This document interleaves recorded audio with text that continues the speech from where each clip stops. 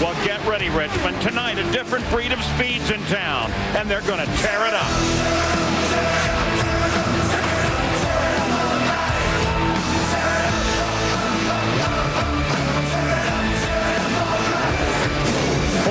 An hour faster and 1,500 pounds lighter than their NASCAR counterparts, with action so close you can barely slip a ticket stub between the tires. In the IRL, crossing the line can be costly, but taking it to the edge can pay off big time. Give these open-wheel warriors an inch and they'll take a mile. Give them a mile and they'll take their machines within an inch of disaster without blinking an eye.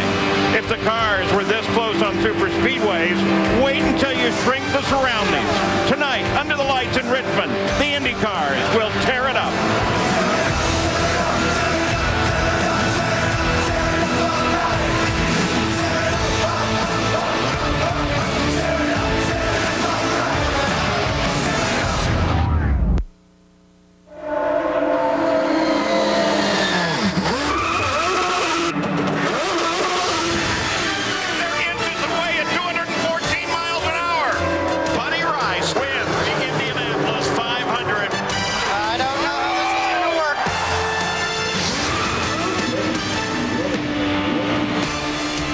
Welcome you to our Firestone pre-race show of all the tracks in the IRL. Richmond is without question the toughest.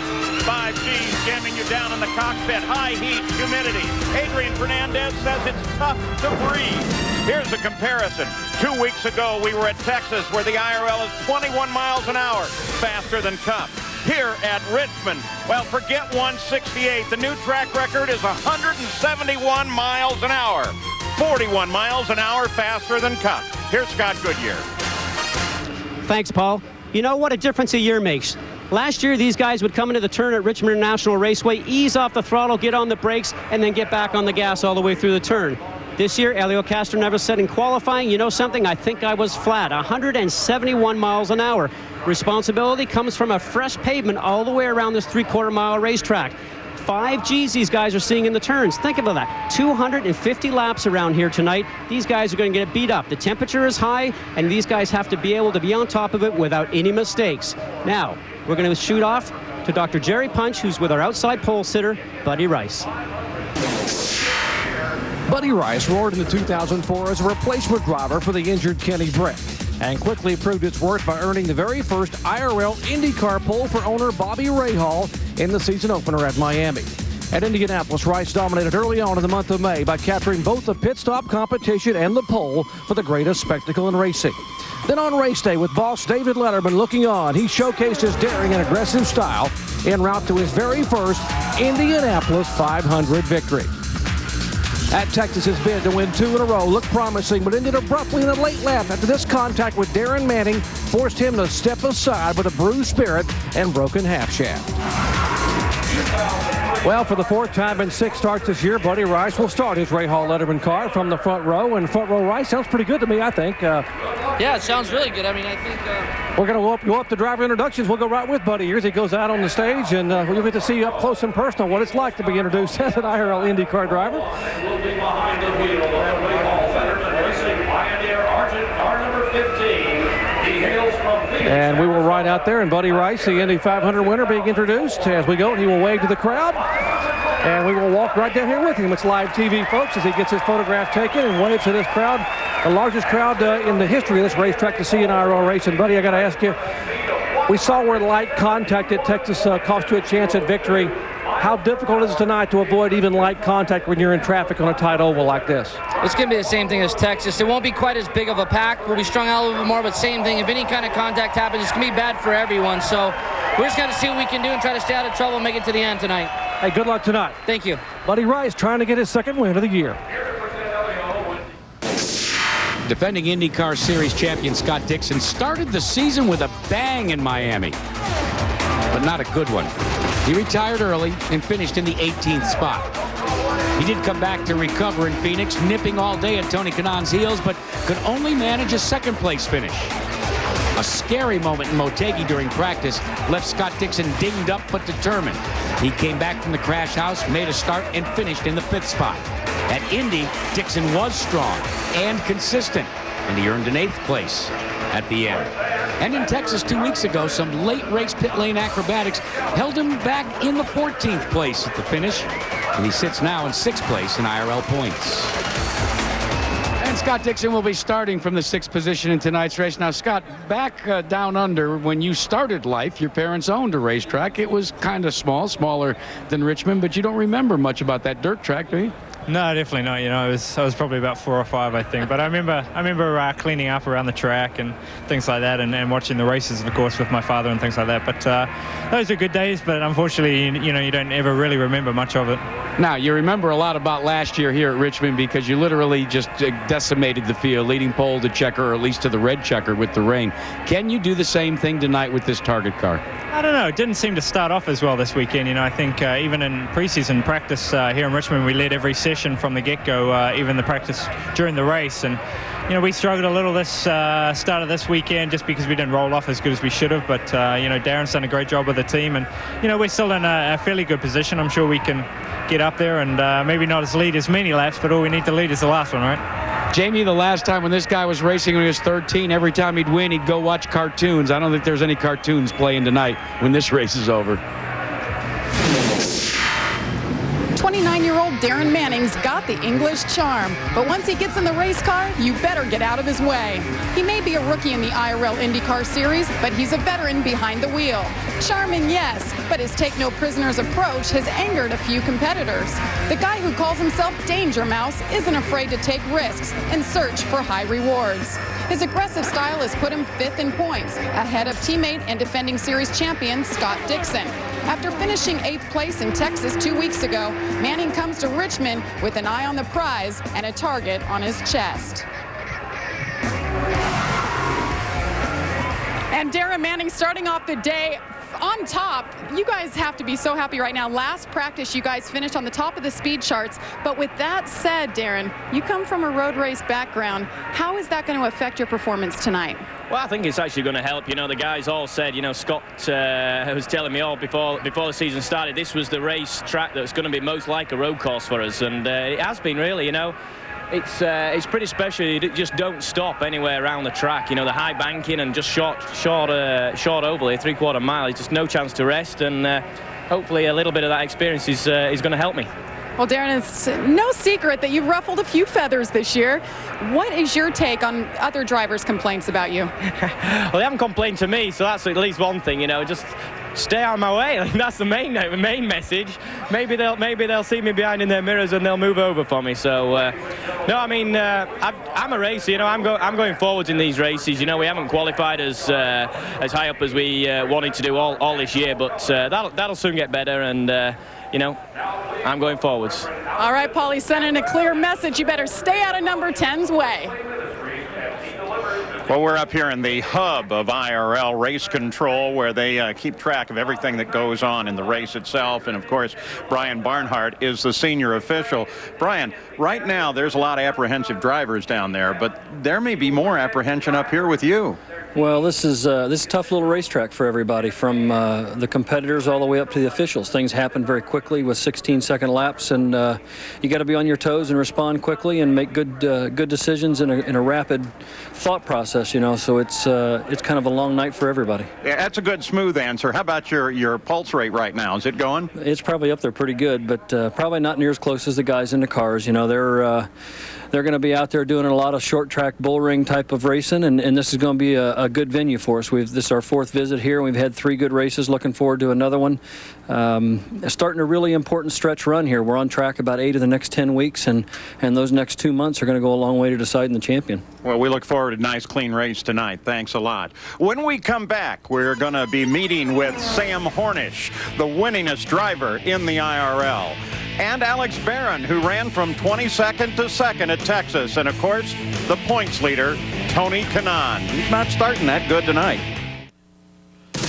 IRL coverage is brought to you by SunTrust. How can SunTrust help you? By Firestone Tires. For more information on Firestone Tires, visit your local Firestone retailer. And Target. Expect more, pay less. Well, we move closer and closer to the start of the SunTrust Indy Challenge. We've been meeting some of the key drivers in the starting field. Next in line is Sam Hornish Jr. When two-time IRL champion Sam Hornish joined Helio Castroneves over at Team Penske this year, many were thinking dynasty. It became a fact, in fact, at the Homestead Miami Speedway, where running close together late in the race, an inside pass gives Sam Hornish Jr. his first Penske victory. But the following races weren't kind to Hornish. Finishes a 15th at Phoenix, 19th in Japan, and 26th at the Indianapolis Motor Speedway. Then, 2 weeks ago at Texas, Hornish was fortunate to finish 4th despite this brush with the wall. So far, it's not been the season that Sam had been hoping for. Well, Sam Hornish, at least one thing has been consistent, really, really good race cars.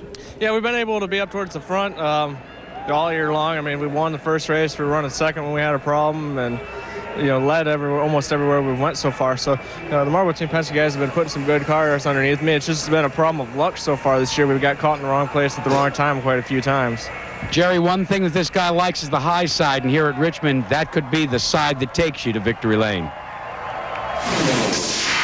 Known for his talent and tenacity, Tony Kanaan took his teammates and the competition to task at Phoenix as he dominated the day at the Jewel in the Desert to capture win number 1 on the season. Weeks later, along with winning teammate Dan Whelan, he celebrated the Honda hat trick at Martegi. At Indianapolis, it was all about the concentration, the massive crowds, and yes, the critical pass. And then when the rains came, the close call to Buddy Rice on that final trip across the yard of bricks. At Texas, fans were treated to a dazzling duel on the high banks with Dario. But when the checkered waved, he was the lone star standing in victory lane. Fresh off his second win of the year at Texas, Tony Kanaan enters Richmond as the IRL IndyCar points leader. And Tony, what's the key to surviving 250 laps on a tight oval like Richmond here tonight? Having a good handling car and stay on the lead lap. It's a short track. It's going to be a hard night for us for sure. Is it too early to look at the big picture in terms of championship, or do you even think about something like that when you take a chance to take a pass on the outside? Well, of course we do think about it, but I'm not taking it any easy. I'm starting 10th.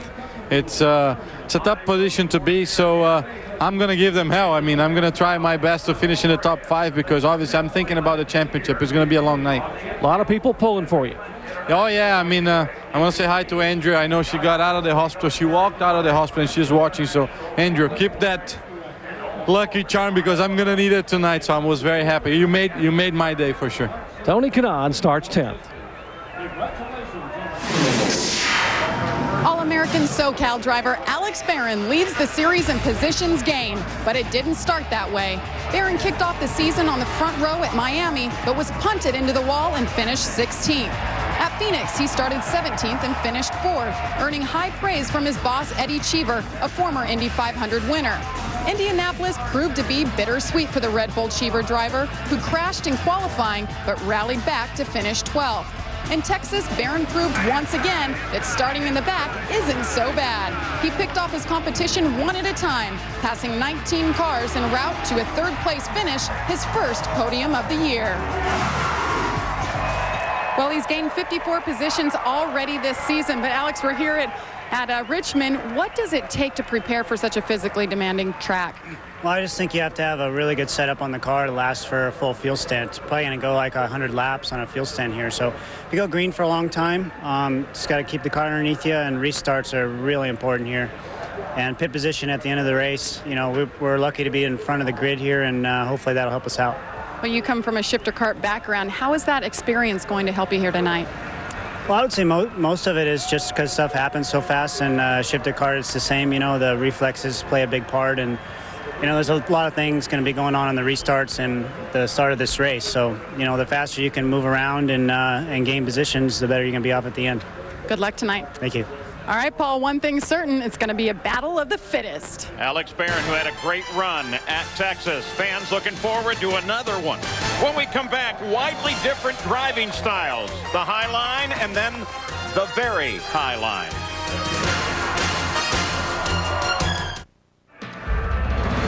Brian Barnhart alluded to it earlier, and we've got a bunch of races coming up here in the next few weeks. Matter of fact, 8 of the next 10 weeks, we've got something going on. Next week, of course, in Kansas City, and coverage will come on ABC Sports. So make sure you join us for the fine series. Now, up to the grandstands. Here's Jamie Little. Well, Paul, we're in Richmond, Virginia, home of the die-hard race fans. I found a few fans here. How many races have you been to at this track? I've been to about every year, about twice a year, all the time. But never an IndyCar race? First time IndyCar race. How about you? Have you seen IndyCars before? Last year was the first time. It was real exciting. The cars were fast, a lot better faster than the Cup cars. And how about you? Do you have any idea how much faster the Indy cars go than stock cars here? I know they go a lot faster. It's a whole lot of fun to watch these and then come watch NASCAR. It's about 40 miles per hour faster. And you know, Paul, we're going to do a little changing of the fan here. Gentlemen, I need to take your hats for a moment. You are now official fans of the IRL IndyCar Series. There's a hat for you, sir. Thank you. Paul, you know, we're converting fans one by one. Yeah, and nice to see some guys with my haircut here as well. Well, here is the track at Richmond, and it's tiny. 3/4 of a mile around, Scott. Paul, the neat thing that's about this track is the new pavement that we talked about earlier. Smooth, and watch for these guys probably running 2 or 3 lines very quickly. I would say the high line, look for Sam Hornish up there real high throughout the race. So that'll be the challenge for tonight in the SunTrust Indy Challenge. Track record set here, 171 miles an hour. Let's take a look at the starting field with Elio Castroneves, the guy who set that track record. His 5th career pole, broke the track record by 2.5 miles an hour. Buddy Rice will be outside. It's the 4th front row start of the year for the Indy 500 winner. Back in row number 2, Mark Taylor, the best starting position for a rookie this season and the fastest Chevy. Sam Hornish is alongside. He won here in 2002, starting from the 2nd row. In row 3, there's Thomas Scheckter, number 4. The car has never finished worse than 4th in this race. And Scott Dixon, his most recent win, came here a year ago. He led every lap. In row 4, Brian Herta, the first time this year that Herta is the fastest of the Andretti Green team. And Vitor Meira comes off back-to-back 6th-place finishes. In row 5, it's Tora Takagi. Tora has 4 top 10 finishes in 5 races this season. And Tony Kanaan, the points leader, only started this deep in the field 4 times in his career. Darren Manning is in row 6. And alongside Dario Franchitti, coming off of his best career finish, a 2nd at Texas. In row 7, Kosuke Matsura, who led his first laps in the IndyCars at Texas. And Ed Carpenter on the outside of the 7th row. 8th row, Alex Barron, coming off that impressive finish at Texas. And Adrian Fernandez. He's finished progressively better in all 4 of his starts. Scott Sharp is inside 9. His best finish at Richmond, a 5th. And Felipe Giaffoni, best finish, the 3rd. In row 10, Greg Ray, who posted his best finish of the year at his home track in Texas. And Dan Weldon on the outside. And in the 11th and final row, A.J. Foyt IV, Anthony, and Al Unser Jr. So that's the way they have qualified here for this run, which will be one of the toughest nights you'll find in IndyCar racing. So now the field has started, and they move around this track, and that takes care of our Firestone pre-race show as we get ready to go racing here in Richmond. Let's go down to Jerry Punt. In the afternoon practice session, Buddy Rice was not very good. He was the 16th fastest car out of 22. They were hesitant to make any adjustments at all. The car had a serious understeer, had a significant push.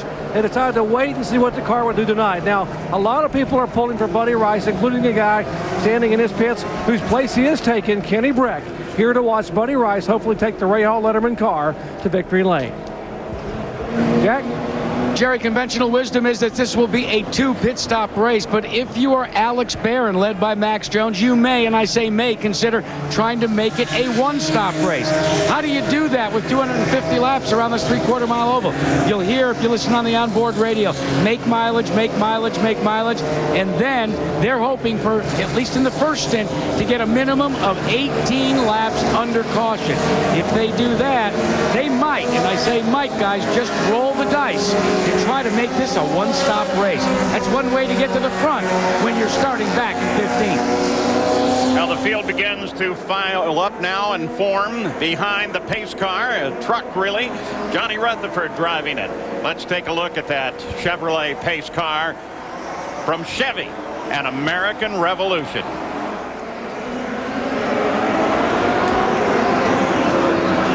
Already the front row has come into nice alignment, Scott Goodyear, and as we look toward this start, there are a couple of things we should be looking for. Well, the key thing right now, Paul, is that they had a 100-lap Silver Crown race go here. A different type of rubber. Hoosier tires are on the racetrack right now. These guys are going to need a few laps putting down the Firestone rubber on top of that Hoosier rubber to get some grip. And as you can see, plenty of onboard cameras for us. Green flag is out, and here we go. Side by side, they head for turn one. And Castroneves pushes just a bit ahead of Buddy Rice. They got a big jump on the rest of the field.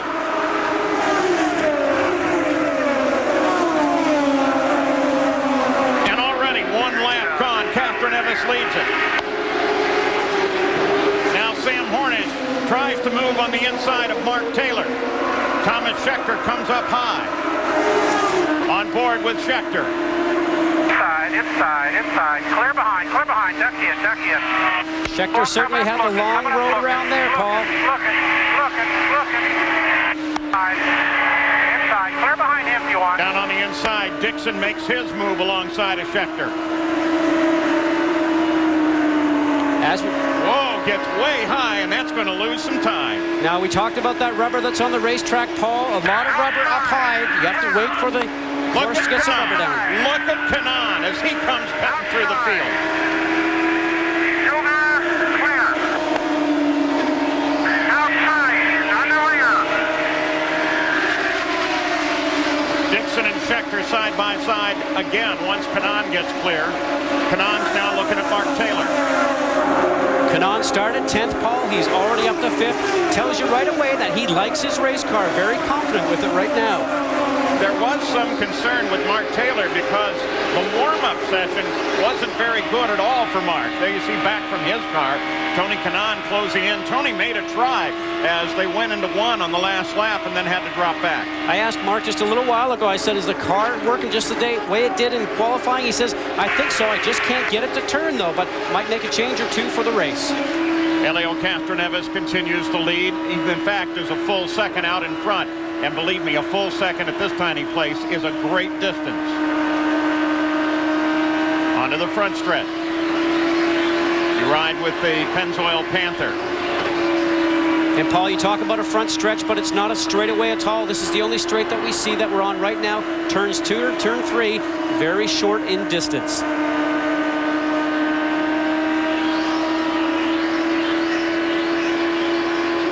Kanan moves down onto the inside. And he's got him. So Kanan. And here is Adrian Fernandez in 12th place now.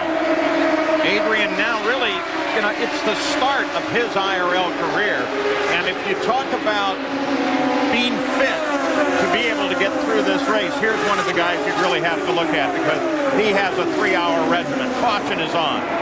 Mario's slow up ahead, just off the pace. Yellow flag.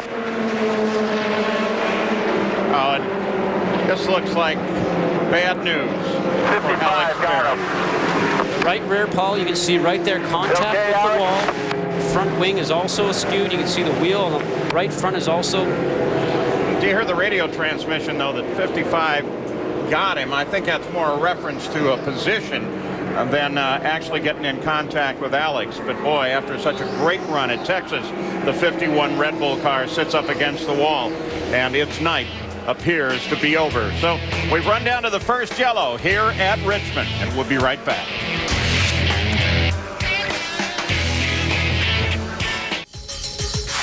This track was a half-mile dirt track called Strawberry Hill Speedway. The cars that ran back then were midgets, along with the big cars. The drivers of the time were the famous names that ran at Indianapolis. Here's how the track, then known as Richmond Fairgrounds Raceway, looked in September of '84, with the likes of Dale Earnhardt, Darrell Waldrop and teammate Neil Bonnet running. In '88, Richard Petty, after the race, got a bulldozer to officially begin the reconstruction process, turning the half mile into the 3/4 miles of Richmond International Raceway as we see today. And it begins to shine like a jewel in the night as the lights come on and the sun goes down. Let's go to Jack Arute. Well, coming off the big win at Texas Motor Speedway, a lot of people thought Tony Kanaan, the current point leader, would be loaded for bear, but in qualifying, they really didn't do as well as they had hoped. Kim Green calls the shots for the 7-Eleven crew.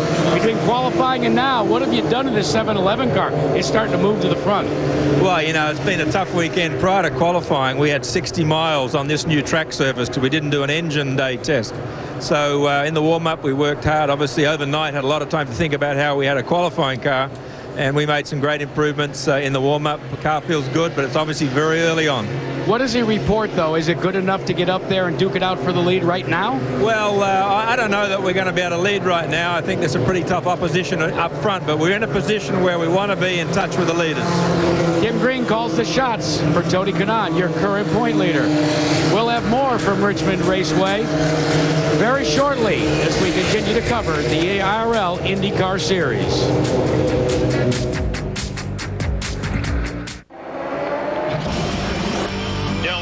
Defending 20-car winner at the Sears Craftsman NHRA Nationals, will be racing for his 4th victory of the season when the NHRA Powerade Series visits Gateway International Raceway for the 12th stop on the $50 million tour. You can catch 1 hour of qualifying tonight at 10 o'clock Eastern, and in 3 hours of elimination coverage Sunday at 9 o'clock Eastern. Jamie?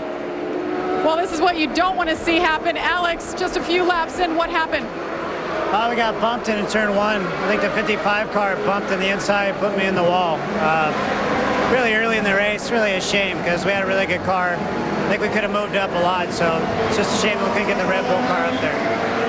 Tough break. Paul? Well, there is a correction then, because we did hear on the radio that the 55 got him, and that's exactly what they meant. Helio Castroneves leads the field down the backstretch, coming back to the green flag. There's Matsura, 55 car. Helio leads the 4th race of this year. First time he's led at Richmond. Green flag's out again.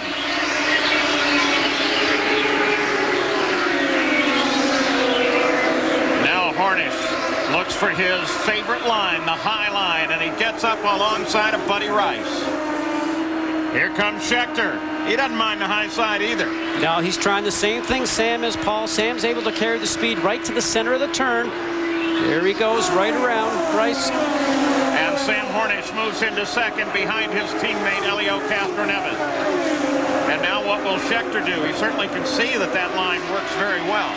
The key thing is now to get your car to work there. You use the inside cockpit adjustments for the anti-roll bar and the weight jacker. Here he goes. And the Kanaan comes right back at him. Still there, still inside, still inside.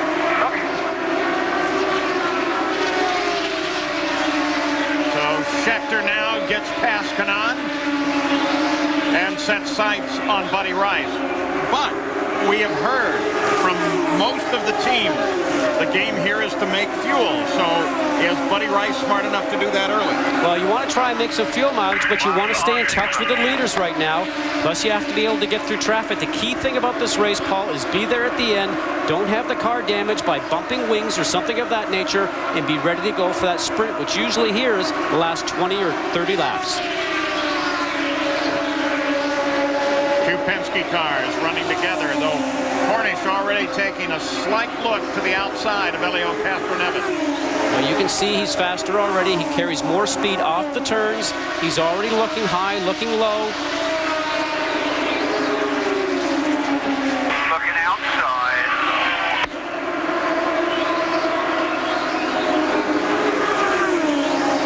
We're getting word now that they're going to give the 55 car, that's Koski Matsura, stop and go penalty. And it's too bad because for the first time in his IRL career, his whole family is here watching tonight.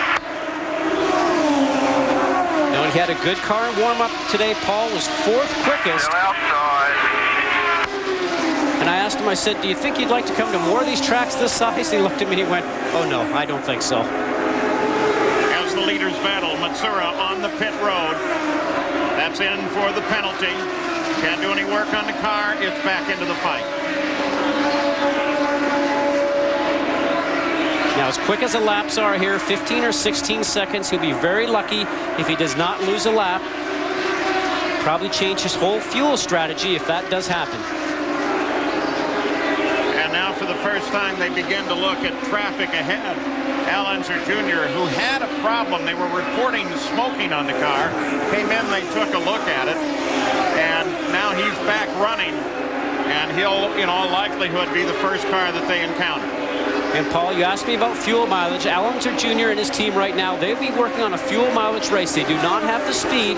The key thing for them to do is try and make this on as least stops as possible.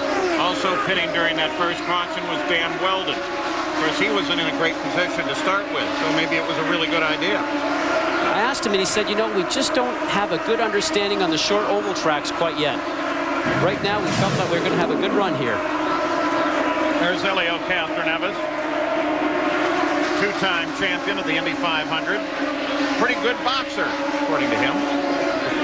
And I'm not going to challenge him. On board with Scott Sharp. Sharp currently runs back in the field, 19th, and here come the leaders. You can hear how gingerly he gets back on the throttle coming out of the turns. A large lift tells you the car's not working very well for him. So now Hornish is able to close in again, as does Kanaan with Buddy Rice, because all of the leaders are working traffic. In front of Elio Castroneves is Greg Ray. And then Buddy Rice, well, now they go side by side again. Hornish using that outside line. And this time he's got him. Carried the momentum out of turn 2. And just behind this battle is Thomas Scheckter. You saw his moves early on. That yellow number 4 car. And he comes through traffic as well. He just got around Scott Sharp. So we've had a lead change, and it's Sam Hornish that is now in front as they watch from the Panther pit to see how Scheckter's doing in third. Castroneves now sits in second. He drives for this man.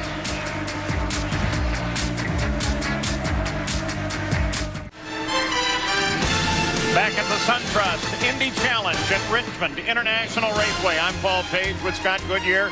You ride on board with third place Thomas Scheckter, and there is his Firestone telemetry. Look at the speed. Doesn't drop down very much in the turns, just down into the 130s. Remember, this is a 3/4 mile track, and these guys are turning speeds of 171 miles an hour in qualifying. Amazing. Throttle, you can see just over 100%. The lateral G's will build as he goes through the turn. Just up to around 4, over 4 in the middle of the turn.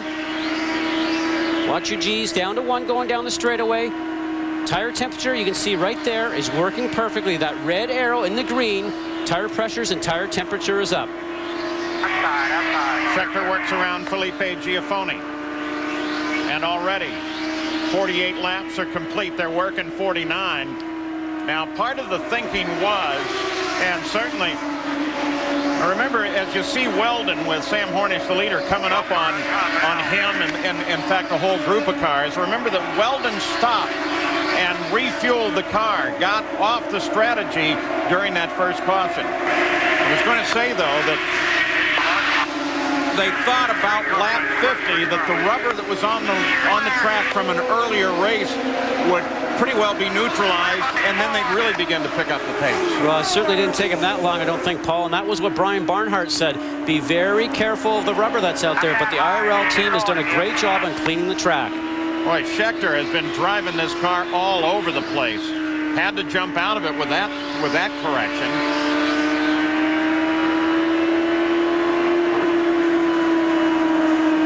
I'll go back and show you that one. Watch this. Oh, just gets a little bit high. That dirty air from the cars that are up here in this area here. The air coming across the wings is not as plentiful as it is when he's by himself. And he was very lucky just not to get up into that gray area. Sam Hornish now works to the outside of Dan Weldon. Weldon comes down, splits to the inside of Takagi. Now Weldon, Paul, right now sees these guys in the mirror. and he knows if they pass him, he's going to go down a lap. That's sort of that, you know, the objects in the mirror are bigger than they appear. Yeah. That's what he's seeing right now. In this case, they're the leaders, and they're enormous. What he's hoping for is a yellow, so he gets a chance for a pit stop, come in, make a few changes to the car, hopefully improve the car, and then get back out in the tail end of the group.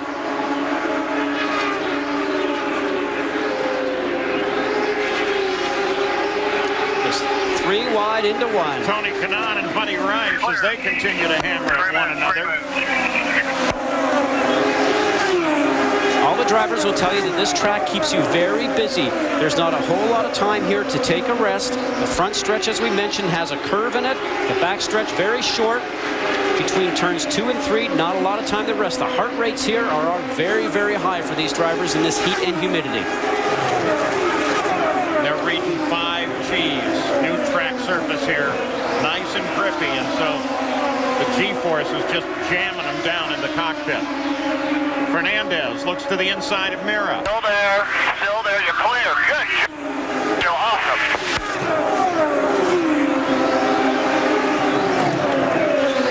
Now Herta taking a look at Mira.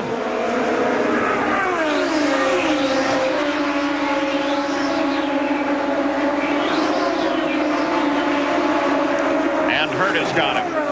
So Herta moves up into 8th place. Mira drops back. Here comes Manning. So it makes you wonder what's going on with Mira. Well, he's a driver right now that's on a race-to-race basis for the Rahal Letterman team. Certainly wants to put in a good effort every weekend. Are they thinking a little different fuel strategy? You never know. We'll have to wait to see how long he can stay out on this segment. Or is he just being careful and really trying to learn traffic at this track? Well, this track is different than anything the drivers will tell you they've ever driven on. Obviously very busy, as we were mentioning, but if the car's not working well, maybe he's just playing a smart program right now until he can get in during the first pit stop to make some changes to the car so it can become to his liking. Rice and Kanaan. Kanaan currently in 4th place, back to the lead as Sam Hornish tries to look inside of Weldon again. The 62 laps are already come and gone in the SunTrust Indy Challenge.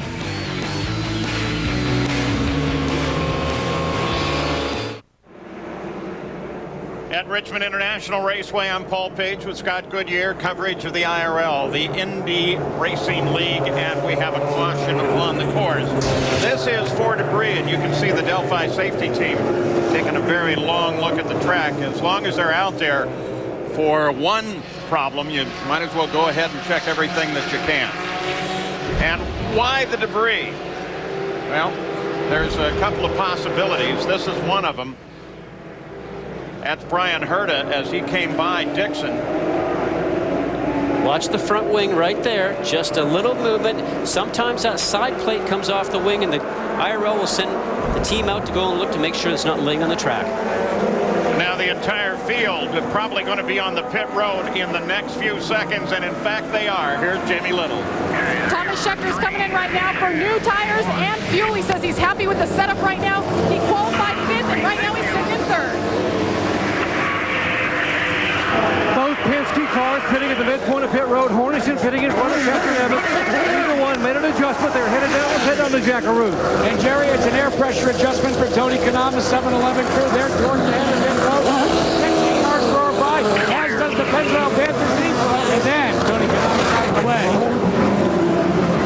So some shuffling of positions on the first stop of the day, and the stop coming at the 70th lap. So in theory, unless you get a lot of yellow, and it would have to be an awful lot of yellow, you're going to go to a second pit stop.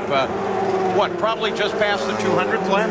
Well, absolutely. And the thing now, everybody actually had to come in the time call because 68 laps into this program, you got to do it under yellow. They are coming out of the pits. See Hornish as he just barely nips Helio Castroneves. Then a bit of a gap. Here comes Schechter. There's Kotsuki Matsura, but remember, he'd be running down because of the penalty he was afforded. There goes Tony Kanaan. And Rice and Anthony Foyt. Yeah, that line's very important, Paul, because whoever goes across that line first, and there's an electronic sensor in all the cars and the track, the IRL knows instantaneously who was the car that led going over the line. Very important to reline the cars up for the next restart. They're doing a long check for debris along the backstretch. In fact, they're back there working in the same area that Alex Barron had his problem earlier. Think about these guys.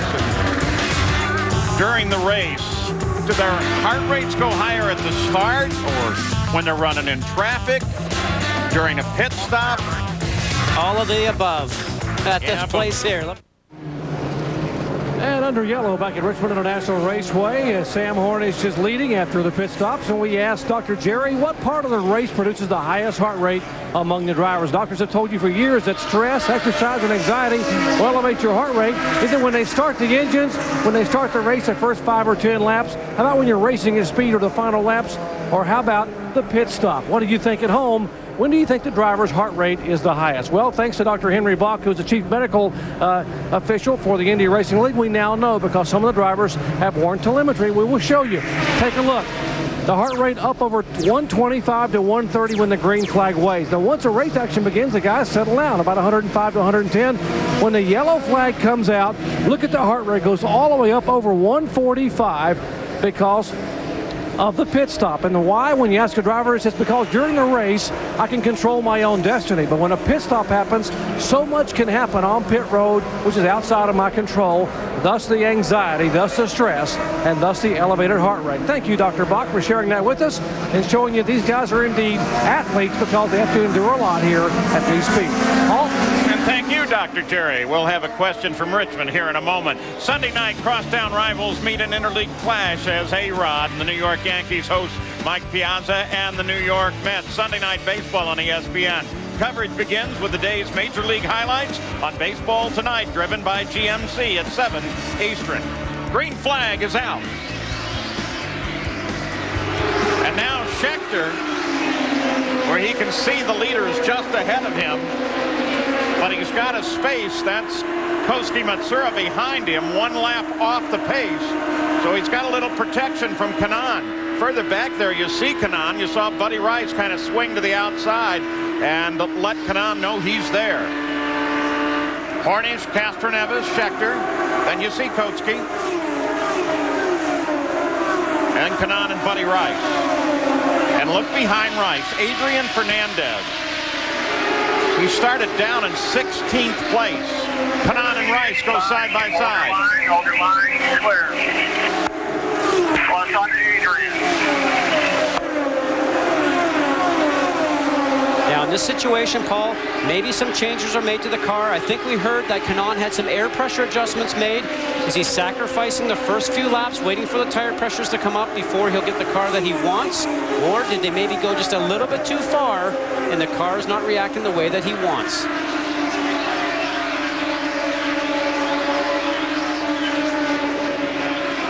Anthony Foyt, AJ the 4th, started 21st, up 6 positions, now 15th. And a couple of cars that are really running down on the fuel tanks now belong to Weldon and to Greg Ray. They're 13th and 14th respectively, and they're 70 laps out from their last stop. Almost everybody else is only 14 laps out, Jack. Scott Goodyear, you ask, and we run around here to get your answers. You were surmising what might be taking place with the 7-Eleven car. Well, you're absolutely right. They're waiting for the Firestones to come up to temperature and therefore up to optimum pressure. Right now, it's cruise along for about 5 or 6 more laps. Kim Green tells me then Tony Kanaan will be able to drop the hammer yet again.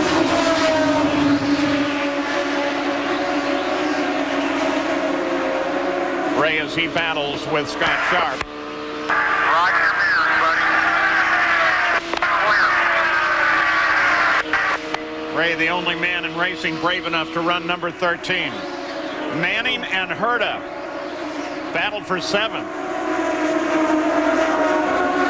The car on that low side always ends up being pushed up just a little bit. Herta's lost some momentum.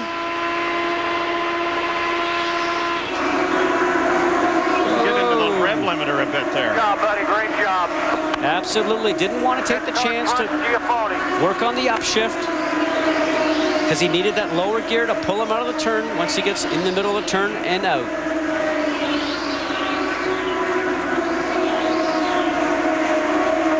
As we ride along here, let's watch the steering. These guys are actually really moving the steering wheel a fair amount through the turn. Watch the hand movement.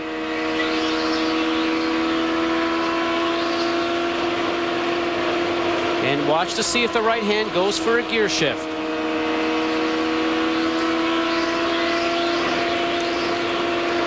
Right there.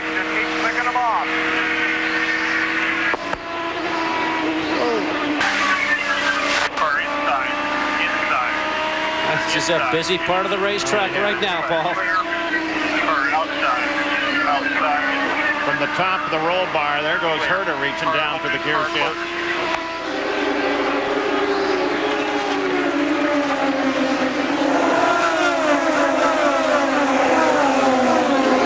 You really don't want to fall off the pace here. Herta inside of Felipe Giafone. Looks like they've made some changes to Brian's car during that last pit stop because he's able to go inside, outside, very confident with his car. He just sort of moves it along the racetrack.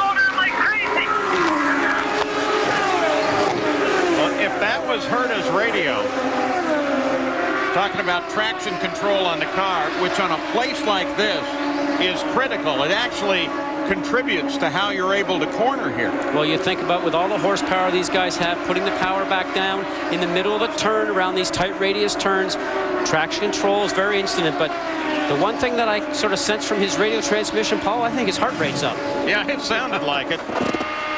Brian Herta loves to fish, like you, a hockey fan, Scott.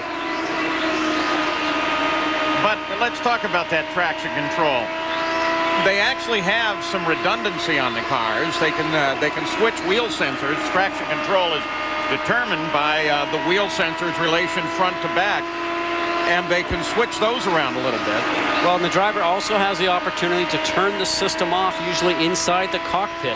So with that situation said, if there is a problem with the system in the race, at least we can go back to what we used to call just driving the car with your right foot, squeezing the throttle, coming out of the turn, and making sure your right foot is traction control.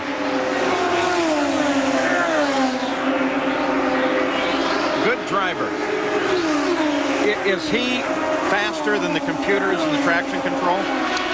Not today. Not anymore. Not anymore. So how long is it before all you guys are standing up on top of the grandstand with a bunch of RC controllers? Well, I have noticed that a lot of these guys like video games, so they probably see the writing on the wall coming up here very shortly. Hornish, Castroneves, Penske 1 and 2. Here's Darren Manning. A little bit earlier, last lap actually, he was running alongside of Fernandez. Going high on him. See, now, interesting thing, you can see the right front tire of Fernandez. He was just turned and not getting any grip, slid up into Manning. Tora Takagi has just come into the pits.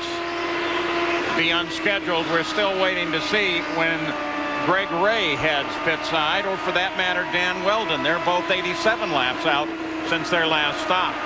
While Hornish, Castroneves in the front of the field stopped 32 laps ago. 102 laps are complete, and we've seen a lot of action thus far. Let's take a little bit of a look at it. Yeah, look who's involved in most of these, too. That's some racing. We'll be back to Richmond right after this. A side-by-side battle up front, but the guy that's the fastest is Brian Herta in the XM satellite radio car. No traction control problems. I repeat, I checked with the crew. Zero traction control problems for Brian Herta. In fact, they made a tire pressure adjustment, guys, on the Firestone Firehawks, and he's flying. And as you take a look from Herta's car, yellow flag comes out. And it's a debris yellow once again. And now our understanding is that maybe it's the 10 car of Manning who has a traction control issue as well. So we'll try and research that one out and see what we come up with. First and second remains the same as on the 111th lap. We come into this caution section. Hornish, Castroneves, Schechter, 1, 2, 3. And though there's been a lot of battling, most of it has been behind those guys, but they've had to thread their way through the field. Let's take a look at some shots from Darren Manning's car. That's with Herta earlier, and it's not the first time that we've actually seen that kind of shot. In fact, we are now referring to Manning as the master of the near miss. He's been really good at it. Here's Jack Arute. I want to show you a compilation of, I guess you could call it close calls. You all right? You going to be okay here? I haven't seen any of this. I normally have my eyes closed when this is going on anyway, so let's take a look.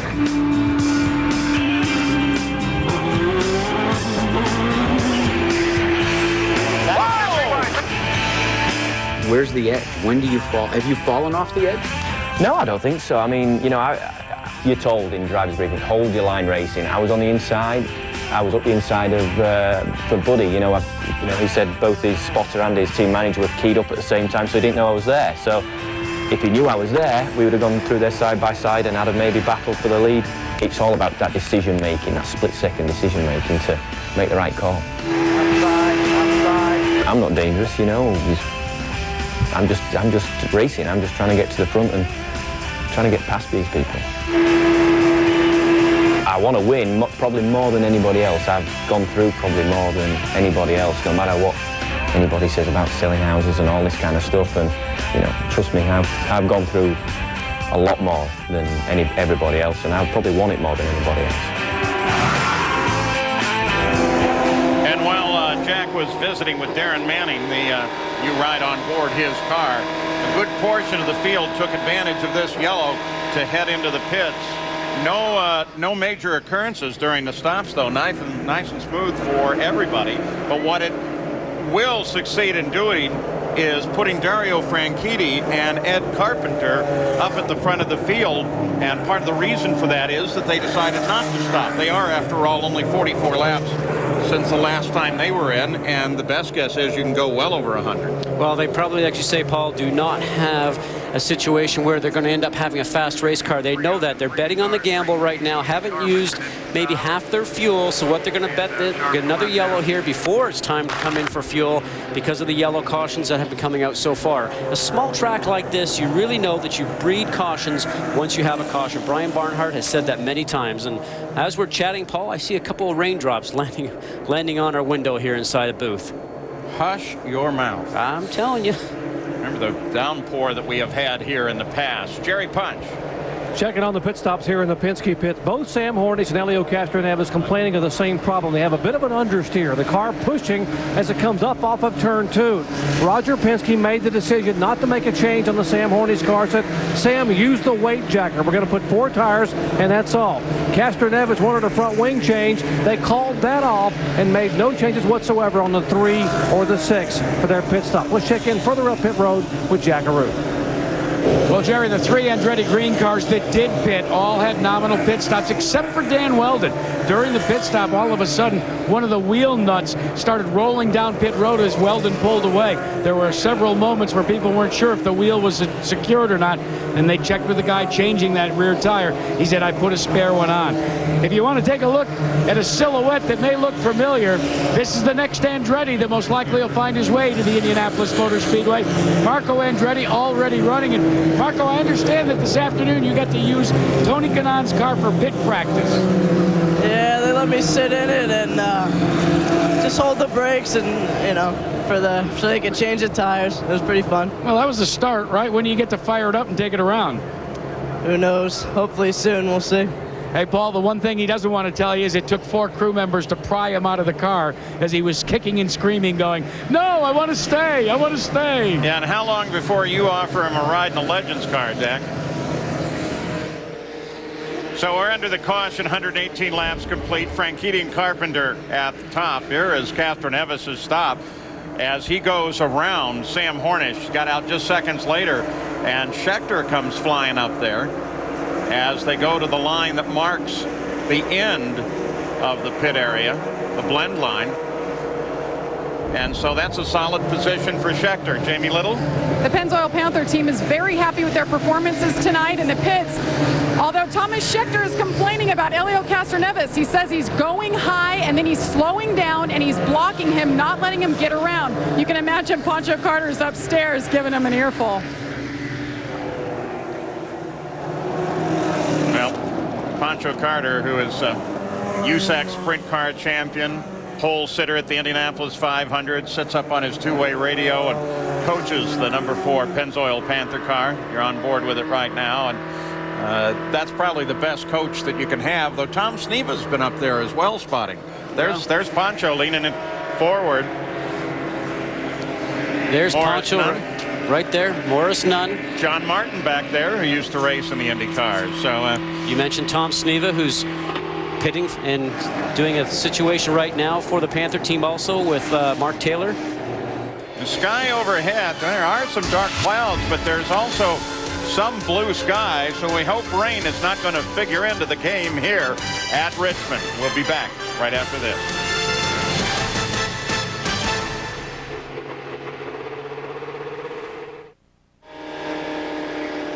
This weekend, the PGA Tour on ABC features the Bose Allen Classic. Power hitter John Daly heads an impressive field in Potomac, Maryland. Coverage Sunday at 3 Eastern, noon Pacific on ABC Sports Championship Television.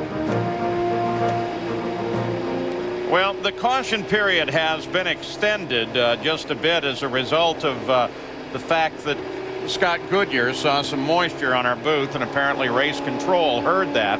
But as they come to the line, too, it will be the 125th lap complete, and that is an official race. Though, Scott, a few moments ago, we heard some radio conversation with Darren Manning, and they were saying that looking at the weather radar, as they all can, you know, I mean, you can do it off your cell phone now if you want to. This, whatever is affecting the track at the moment, is very light and should not stay. And just giving the information to the drivers so they know sort of how to program themselves, because yes, after halfway the race is official. If it was to come down in buckets and you couldn't restart, then they might call the race. But still early in the evening, and clear blue skies are not very far away, and we got lights here, so we can go all night, I guess. Can and will. Dario Franchitti, leader of the race under this caution, stayed out, been 56 laps since his last stop, but of course they're only their mileage is terrific for them, about 11 miles a gallon when they're running around under the yellow. Michael Andretti, the team owner, and it's one of the new powerhouses in IRL racing. They have a shop on the northwest side of Indianapolis, Indiana, and Scott Goodyear went by for a visit this week. When you were there, find out any secrets? Well, you know, a shop that's in good harmony. You know, you've been into lots of shops, and I've driven for teams that have actually had 2 cars with 2 drivers, and you walk into that facility and you're sort of overwhelmed with the massive size of it, and 4 drivers, so each driver has 2 cars, so there's 8 cars being worked on. They have 88 employees, about 70 go on the road each weekend. It's somewhat amazing just to see how that all works in harmony, and hats off to guys like Kim Green, Kyle Moyer, and all those guys that really put that program together. And 16 races, and you think of how busy they are, and then we're getting to a situation now where we're getting into 8 races in 10 weeks. Those guys are always on the road. And race control still trying to figure out what to do about what is a very, very light rain, and maybe only affecting a small part of the track. And it's a small track to start with, 3/4 of a mile. Al Unser Jr., by the way, has come into the pits, into the Patrick pits, and climbed out of the car. Appears his day is done. Jerry Punch? And Buddy Rice began this year, as we mentioned at the top of the show, subbing for this man, Kenny Breck. And it's great to see Kenny back at the racetrack. And Kenny, we know a week or so ago you came here with the Ray Hall Letterman team to test at Richmond. How did that test go? Our test went very well. We ran very fast. We were quite close to what they qualified here, you know, so everything went well in the test. You had both ankles operated on, your back, your neck, and you had some ribs involved in that injury at Texas. How did you evolve as far as physically coming out of the test with so many G's you pulled here in practice? Well, this is the most physical track there is on the calendar, so that's why we wanted to go here and really test the condition of myself. But it came out pretty good, I think. But I don't feel racing ready yet. I don't feel like an athlete particularly in my ankles are a little sore. And I probably could do a race, but I don't know if I could whack them in the side of the cockpit and be happy with that, in an accident. That's what I'm not sure of right now. Well, we look forward to you coming back. Good to have you back here at the racetrack. Thank you. Kenny Breck, and the word is hopefully by the end of next month, he's not physically in shape to take the beating, particularly at a racetrack right here where you have over 5 Gs in turns 3 and 4. Guys, getting set for the restart. Dario Franchitti already picks up the pace. The green flag is out, and Franchitti leads the field starting the 131st lap. Franchitti's car should be lighter than everyone behind him. Run up by that car. Pancho Carter. Clear. Whoa! Hang on to it. Oh, that'll be yellow. Sorry, guys. Doesn't take much, just a little bit of movement in the steering wheel, and these things are going for a ride. You just become a passenger, Paul. Well, Darren Manning, who has had more than his share of trouble, and it's going to be hard to find a funnier or more likable guy in the series. And it's just too bad that he's had this string of bad luck and brushes with the wall. That one, of course, is going to end the day. Is he going to try to get it around there? Well, he thinks that he might just make it back, and he maybe thinks he could get it fixed, but...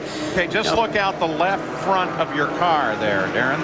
But he's a driver, Paul, and you sort of think that maybe the damage wasn't so bad, and you might be able to get it repaired. I did that once and said, I think it's just a couple of little things, and pulled in the pit box, and the guy started taking off the radios and sort of told you that they thought the day was done. That's your first clue. And he actually hit the safer barrier, the new safer barrier, the steel and foam energy reduction barrier that's been installed here by the people at Richmond International Raceway. Really helps cushion the blow instead of hitting a cement retaining wall. Yeah, that's becoming popular everywhere. First tested at the Indianapolis Motor Speedway. Watch his and developed hands. By them. Back end started to come around on him just a little bit. He started to correct for it with his hand motions. Just ran out of room, and you can see the safer barrier that he's into right there. Yeah, that's a very quick occurrence, isn't it? So Darren Manning out of the cockpit. You can see Jerry Punch is right there close by. So in just a moment, we'll be talking with him as they slow again under the caution. 134 laps complete. Franchitti still out in front.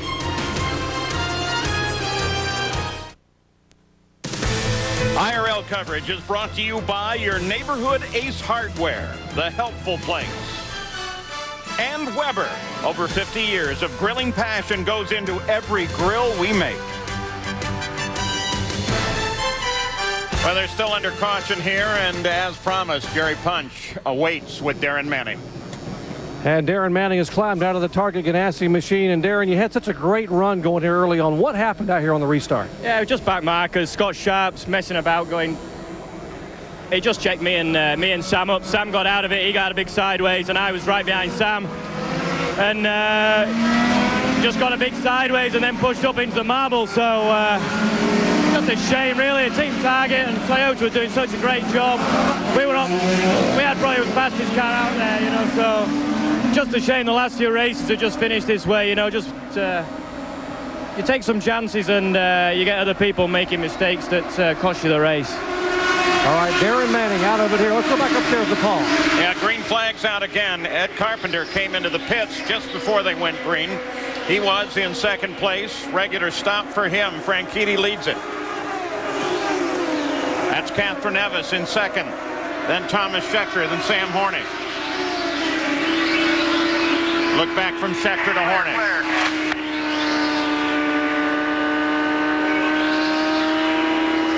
Jackaroo.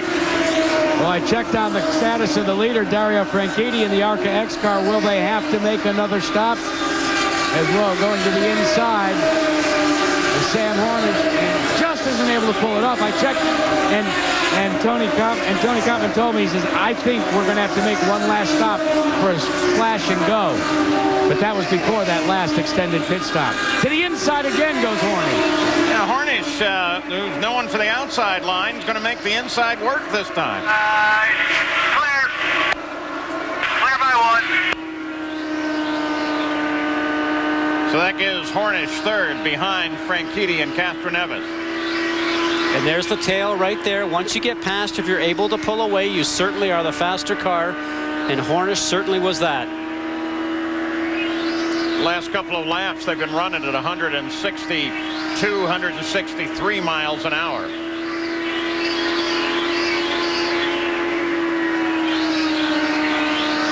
Schechter's car is very good for him right now, Paul. Smooth hand movement.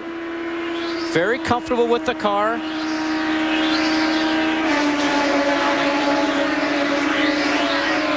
Back at the front. Red, blue, and white car. That, of course, is Franchitti. Comes to the inside to get around Takagi. Put him another lap down. Takagi's actually 6 laps off the pace now. He hasn't had a good race since his crash in Japan. And this racetrack here is much like Phoenix. It'll be very much like Milwaukee when we go visit that racetrack. If your car's not working for you, very difficult to try and make the car handle for you by putting more driver input into it, and overdriving the car can just get you in trouble. And that's Ed Carpenter that's just ahead now of Franchitti. Carpenter wants, of course, to stay on the lead lap. Everybody does. Carpenter is much heavier because he just stopped, but it looks like the Red Bull Cheever team trying to work out a little bit of strategy of their own. They fueled in a window that, given a couple more yellows, or maybe even only one, might get them to the end of the race. Well, just 9 laps on his tank full now, and they're betting for that, but he has to stay in the lead lap. He's hoping that all these guys that stayed on the track have to pit under green conditions, and if they do, then this bet will pay off for him. Jack Arute. Fellas, remember, Ed Carpenter in that Red Bull Cheever car is a teammate to Alex Barron. Alex Barron already had opted to at least try and make this on one stop, but he crashed early in the race. By my calculations, by making that stop, Ed Carpenter can go the distance, even without any more caution. But the problem is, it'll all be moot if that blue car to the right of your screen is able to put him a lap down. Yeah, exactly. But at least at the moment, given those possibilities and a green racetrack to the end of the race, Carpenter is in a pretty good position. But, there it goes. But Franchitti gets around him. But Franchitti should be within 20, 25 laps from his next stop. We just ran a lot of laps under that yellow caution. The drivers conserve fuel. They turn the fuel mileage right back, so the car runs very, very lean. Doesn't use much fuel under those yellow cautions, just gives you more fuel to use when you're going back to a green racing condition. Once again on board, Thomas Schechter, this time with the Firestone telemetry. Watch the G loading here through the turns, 4.4. That's at this pace here. We saw these guys going over 5 Gs in the turns during qualifying. The tire temperature, that one that's right here, right in the green section right there. Tire temperature, tire pressure, just about perfect for him. You can see him get back on the throttle. 850 feet long straightaway in the back section here. Not very much at all. In the front straightaway that we're on right now, Slow car high, go low. not even a straightaway.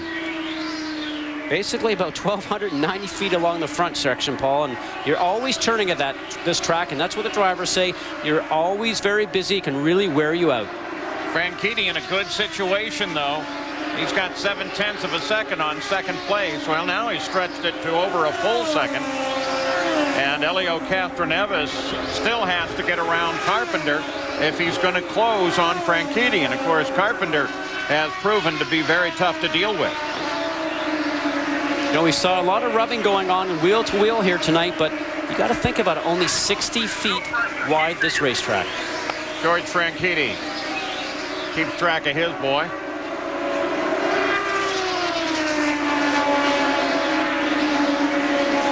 Also saw Dario's wife, Ashley, in the pits earlier. Look at Herta. Just that easy and around the number 5 car of Adrian Fernandez. And that gives him 6th. So Herta on the move as well. 159 laps complete. Franchitti leads.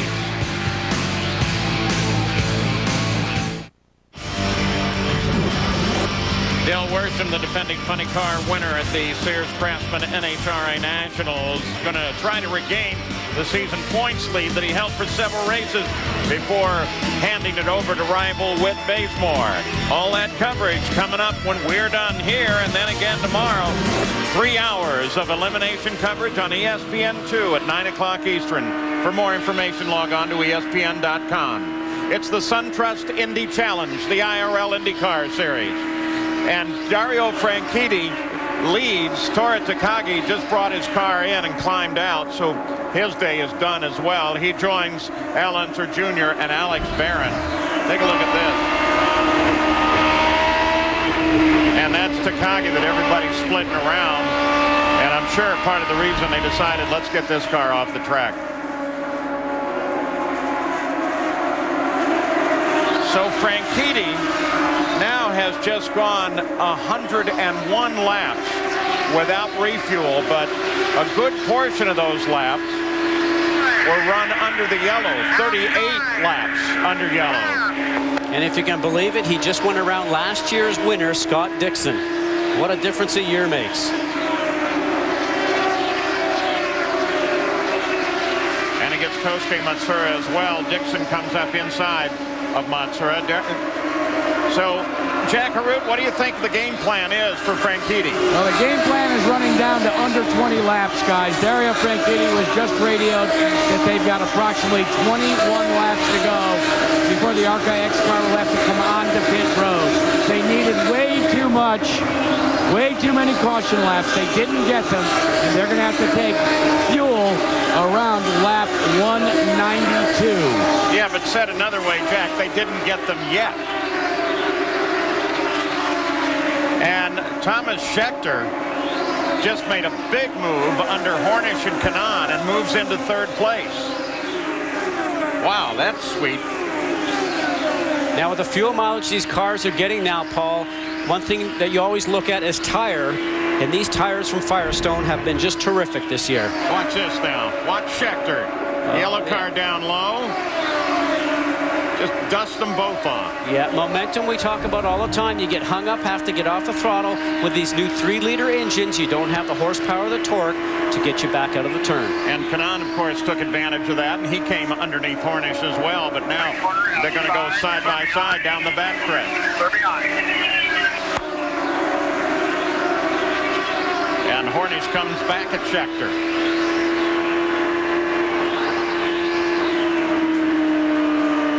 Look at the speed difference right in the middle of the turn and coming out. There are two guys, though, that tend to run a similar line. Jamie Little? Well, Thomas Scheckter certainly on the move. And Doug, what is your guys' strategy? Are you going to come in anymore before the end of the race? Well, we're trying to stay in connection with the 3 and the 6 car. We got one more pit stop, and then we're going to turn the Chevy power on. We're going to go win this race. Is that what you're telling us? Yep. Well, we're just waiting for Thomas here. He seems happy with the car. Everything seems good, so we're ready to go. Things have certainly turned around for the team, guys. Yeah, and talk about that engine battle. Honda, Toyota, Chevrolet, 1, 2, and 3. Mark Taylor, other car out of that stable, started out in the second row, but his night went very poorly. Taylor's down now in 17th. There comes Hornish. This guy's unbelievable. He can put that car anywhere he wants it. Car control, he just walks in a different step than everybody else, and when he's on, he's flying. You know, and I've always said if he's got a bad race weekend, Paul, it's about average with just about everybody else. Kanaan tried to poke his nose in there and then thought better of it. Blue 12, Thomas. Blue 12. We can go blue 12 the whole race. You want to know how humid it is here? Look on the wing. Sitting outboard there, right on the corner. Whoops. He up there in the corner. Just got a little low pressure contrail.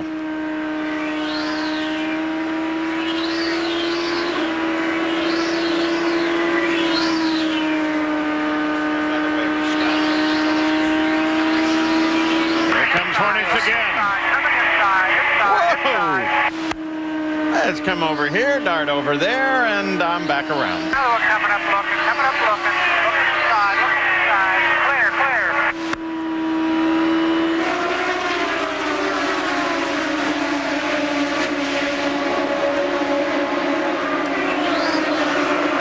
Franchitti still the leader, 116 laps since his stop.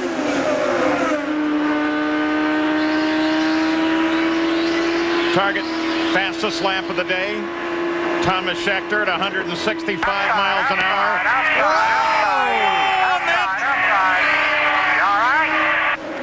Well, that pretty much ended that one for Hornick.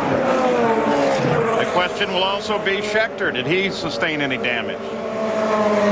Just about to tell you, Scheckter had the fastest lap of the day thus far. And you okay there? Can you keep running or not? I feel fine. Actually, all those wheels are going the right direction there, Paul. I would say that a bump start, go in the pits, have a look at the car. Get it going if you can. He might just be ready to go off and continue racing. yeah, well, and remember at Phoenix, he had not a similar incident, but it ended up sliding up against the wall, but they got it back into action. Well, Penske team also here virtually totally rebuilt a car for Helio Castroneves that made a major difference in the championship points fight by the time the season was over. But I think it's interesting that this guy, Sam Hornish, drove that yellow car that Scheckter is wheeling around now. Yeah, interesting feat. And you remember just last week at Texas when he brushed the wall, he said, our guys build their own suspension back in Penske Racing, so I feel confident to keep out there. If they tell me it's safe, I'm going to drive it. They've got a large operation over in Poole, England, used to build the Penske cars. Look at this. Yeah, you know, it looks like Sam is just coming down on him. He comes in the high line, comes down to the center of the turn by the apex. And when you watch the replays, watch the white lines on the racetrack. And it looks like Scheckter just keeps on his low line. Yeah, and Hornish is coming down on him. Now they're side by side. Just two guys Watch going this, though. Except for this light tap at the end. Well, not so light, I guess. But it's amazing he kept it off the outside wall. Here we go. You know, both of them going for the same amount of real estate right in the middle of the turn. Boy, might even call that a 50-50 deal. Unfortunately, Sam's sitting there with these guys are going by, and he's just losing laps underneath this yellow right now. Yeah, Roger Penske, I'm sure, wants them to get that car rolling as fast as they can. He's already seen the field come by once. Now the Delphi safety team. See, the rope is actually releasing, and Sam's trying to hold on to the rope to get a push start. And actually, Sam's heart rate's probably just a little high right now. This is costly, very costly for them. Now, there is a bar that goes in behind the driver's head, which is basically a tow hook, which allows them to actually... Leader on the pit road. Leader on the pit road, Dario Franchitti. 121 laps he took the car. Helio Castroneves comes in. So does Tony Kanaan, Felipe Giafoni, Adrian Fernandez, Brian Herta, Jack Arute. They are only going to keep the fuel nozzle filled as long as it takes to fill the tires. They've changed the tires. The leader is off and away, but only second off the pit road. Oh, tight squeeze coming out. Scheckter, Kanaan, Felipe. And so taking advantage of that yellow, just that quickly, they leaders, Franchitti in particular, right into the pits. So the question now is, what about Hornish? Can he get back into the game? Probably not. 4 laps behind the race right now with that maneuvering, trying to get the car rolling once again. So it sets up for an interesting ending. Wife Ashley on the right. Sam Hornish due into the pits, but his day effectively ended when they couldn't get, well, with the spin, but certainly when they couldn't get the rope hooked up in a manner that they get the car going forward. And I think that's why you saw some agitation from Roger. Here comes Hornish, though. Roger's... Wait, okay. How about we look the car over too? Look the car over too. Okay. Jerry Punch. 4 tires and 1 turn of front wing. Those are the commands from Roger Penske. No front wing. 1 turn of front wing. Now no turn. You heard him say no front wing. Sam Hornish down and away, and Sam was pleading to try to get the car pulled quick enough to get it restarted, to get back on the pit road. They were begging him to get the crew to get the car back down here. Now he is pitted and back on the track. We want to turn up, guys. All right, so for The Penske team, though, at least with this car, or with the car of Sam Hornish, it's 4 laps behind the field. Their hopes now seemingly rest with Elio Castroneves, who sits in 5th place. Dan Weldon picks the lead up on the racetrack onto the caution.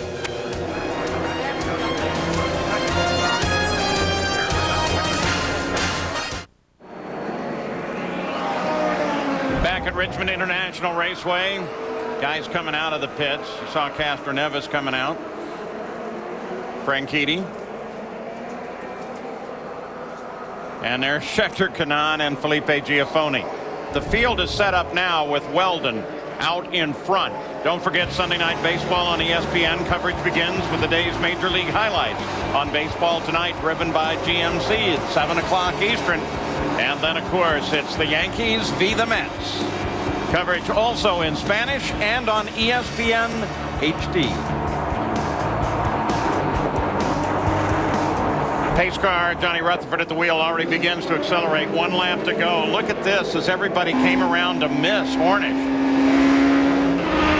From Herta's view. Oh, baby.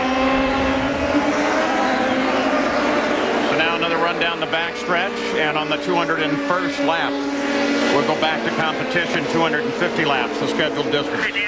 Key thing right now is get a clean start. We got to get a clean race right to the end. We talked about having nothing bent on the car.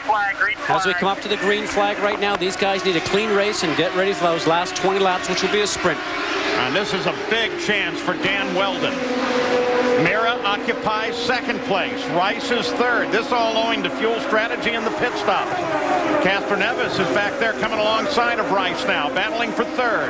Castroneves has 3rd. Yeah, we got 2 more now. 2 more and 50 laps. That blue number 13 is Ray. Wow, Buddy cuts hard into him but gets past. Now Franchitti trying to come up and chase that group with Tony Kanaan right behind him. But once again, the power of Andretti Green Racing is showing with cars in 1st.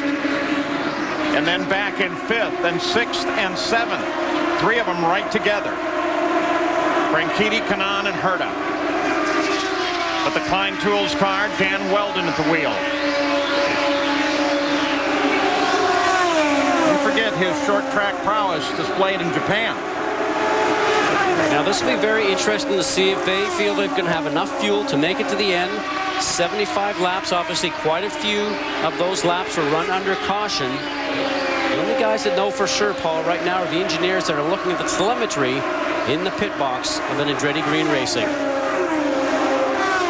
I remember last week at Texas, I think it was Jack that showed us a lot of the teams have some prediction software that can try and tell you when theoretically you're going to get a caution. I know that Andretti Green is one of those, so maybe they just want to keep him on point, show the team well, or maybe they've looked at that prediction software. Jack Arute, what's Michael saying? Well, Michael Andretti has been back and forth between his teams, and his crew have been making some great calls. Michael, for Dan Weldon, can he go the distance, or will you have to come in again? I hope so. I don't think you have to say much more than that.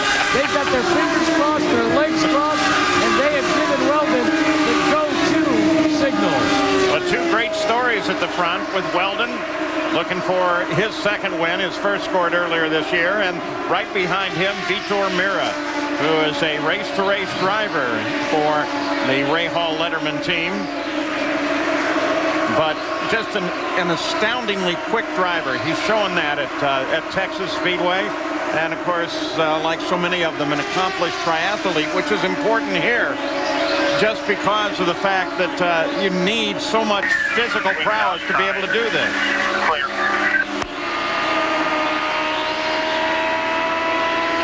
Hornish all over the place. Race record is 99.124 miles an hour. Outside. That's sweet. Right now they're averaging over 115 miles an hour, so the race record in serious jeopardy.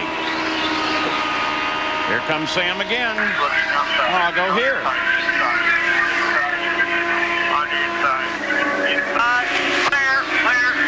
That one isn't going to work.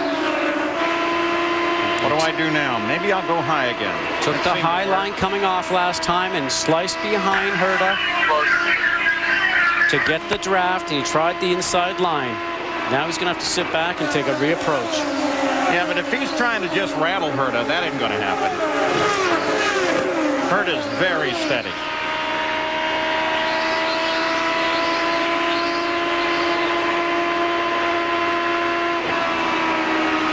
You can hear how hard Herta drives it into a turn, Paul, not off the gas until he's in the very middle of the turn, right down by the apex.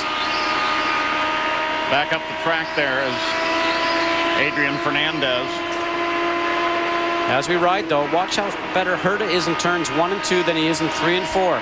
Sam gets a better run on him in 3 and 4, although it's not for position. Just interested to see how the cars work differently. Well, we're watching that, too. Rice and Franchitti have been going back and forth. On your inside. Hornish tries the inside again. Herta gives him plenty of room.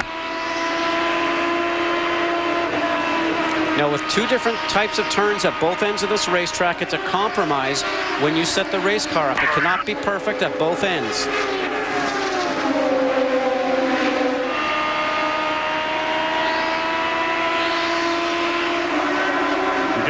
Just ahead of them, Franchitti and Kanaan have been battling, while at the front of the field, it's still Dan Weldon, Vitor Meira, and Elio Castroneves. 1, 2, 3, covered by a half of a second. Moving to the closing stages of the SunTrust Indy Challenge.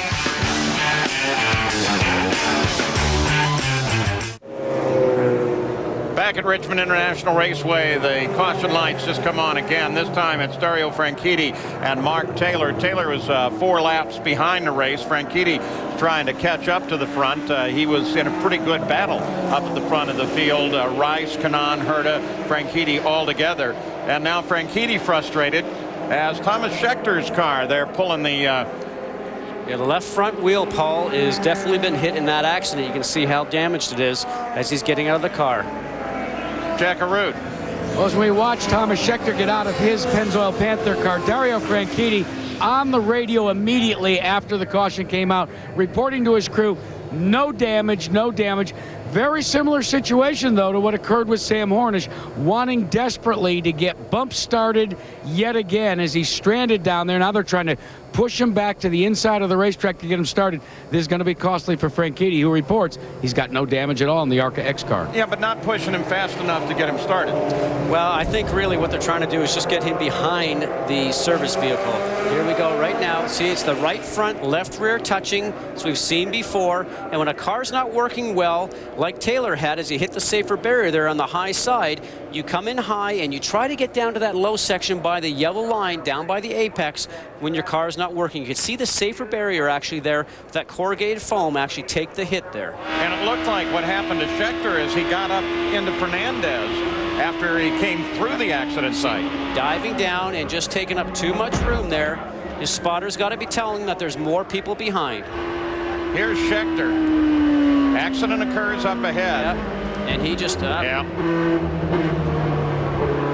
So it's kind of hard to believe that Fernandez's car is in good shape. From Herta. Whoa, baby. That's called threading the needle, I think. So I'm wondering where his eyes opened during that. That's what I wonder. Now you see... So Schechter out of the car, damage. You saw the contact with Fernandez. Franchitti trying to get it going. Mark Taylor, well, he's got serious damage. We'll be back.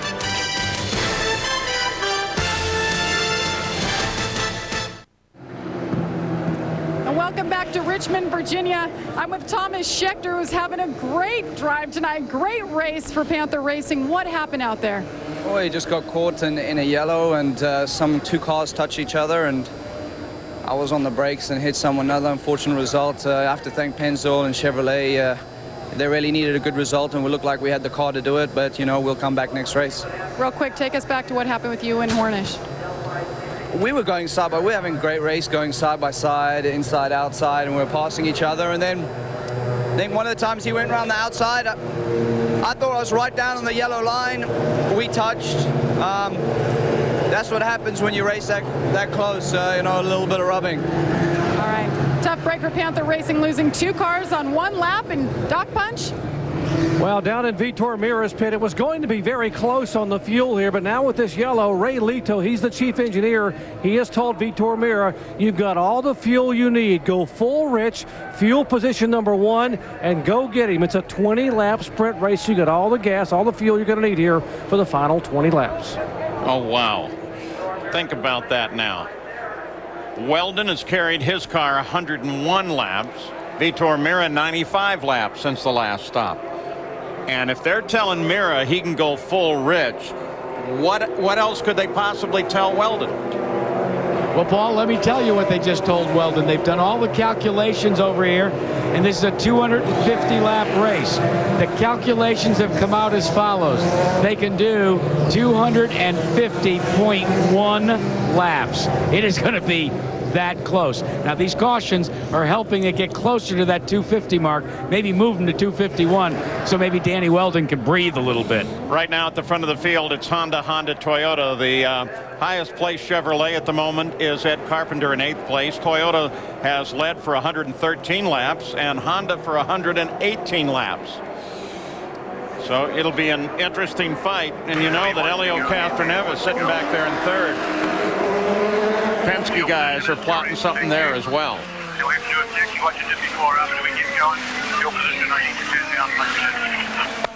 Interesting to watch a track like this, Paul. So small. It's not about horsepower. It's about handling with the car, and that's why we've seen such a competitive edge with Toyota and Chevrolet going against the Hondas. Green flag, green flag. Good restart for Weldon. Mira keeps about the same pacing. Castroneves has to get around Scott Sharp to get in touch with the leaders.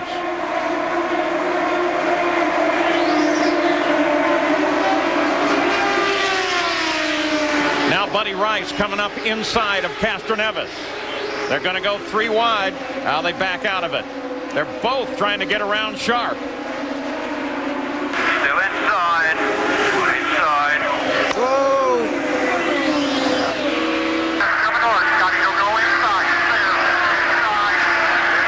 Castroneves grabs the inside and gets around. Buddy Rice now coming up on Sharp. He's got Hornick pushing him from behind. There goes Rice. And here comes Kanaan, who moves up on Herta. Herta goes down for the inside line. Hornick gets around Sharp. Now Herta gets him. Back at the front, Weldon and Mira.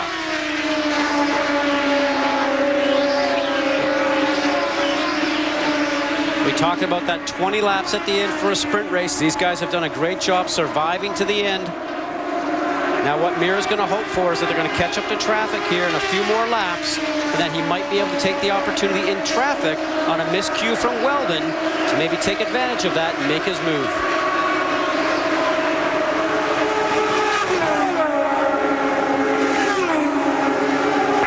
Scott Sharp has been the one that everybody tries to get around.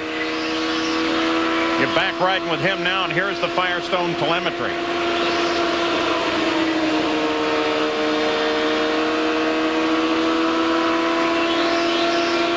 Back up to the front of the field then. Weldon, Mira, Castroneves. There's Weldon and Mira. Track here seats 107,000. They had advanced sales of a little over 40,000. And they say that every year they're getting about a 10% bump as the Richmond market comes out to find out what the IRL is all about. Compared to the Cup cars that we were talking about, you think about this, 40 miles an hour faster.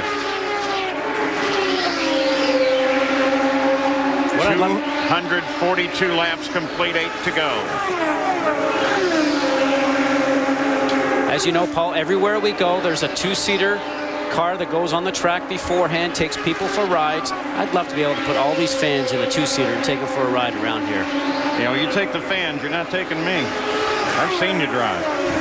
Thank so you. Castroneves now closes in. He's got Mira in his sights now that he's clear of all other traffic. But at the same time, very shortly the leaders will come up on slower traffic. Yep. Whoa! They both got high if whether or not we're going yellow. Not yet. Not yet. Now the problem is that he's on the high side. All these guys need to know where he's at because they're going to come out and get very close like this. Oh, what a dangerous position. Ed Carpenter, and there they go yellow. They go yellow with 4 laps to go. I was almost about to say he lost his drive, but I think he just got stuck up there and didn't know what to do with it. So Ed Carpenter looks like he's going to be able to bring it on around. This is what happened. Carpenter in the middle there. Yeah, I'm not. Touches with the left front of Greg Ray. And that slows both of them. Yeah, one can only believe that he's probably got a right rear flat on Carpenter's car. Well, Carpenter's made it back to the pits. Michael Andretti says, well, that's going to help for Dan Weldon quite a bit. It'll help a great deal if they take it yellow all the way to the finish, but I don't think that's likely. They're saying 1 more lap to go back to the green.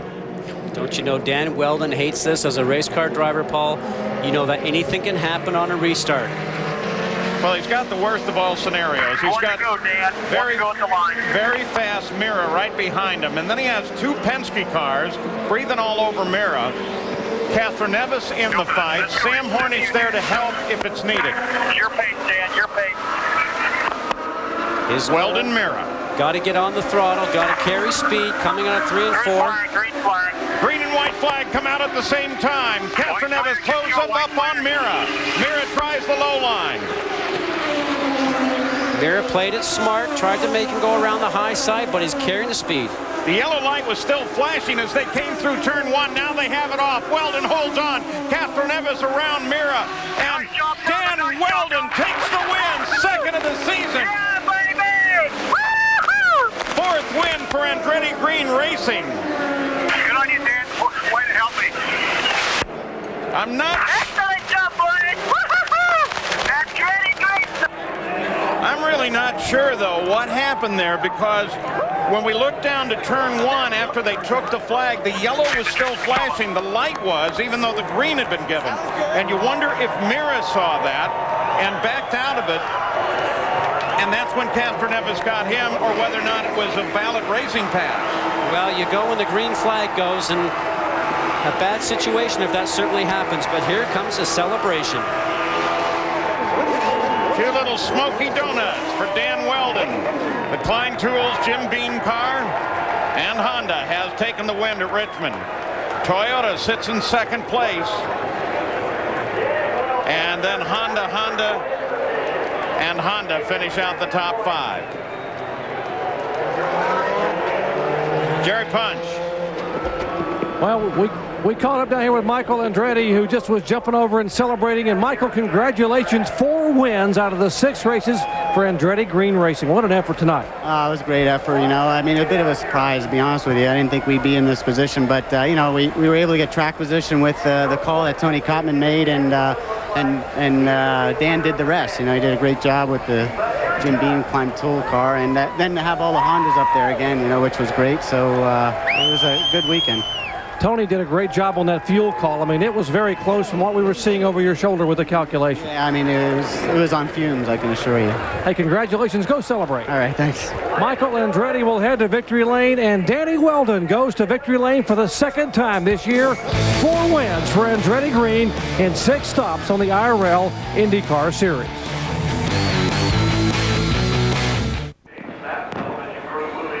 Well, back at Richmond International Raceway, Dan Weldon has scored his 2nd win of this season, and the celebration underway. Lots of fireworks. Jackaroo.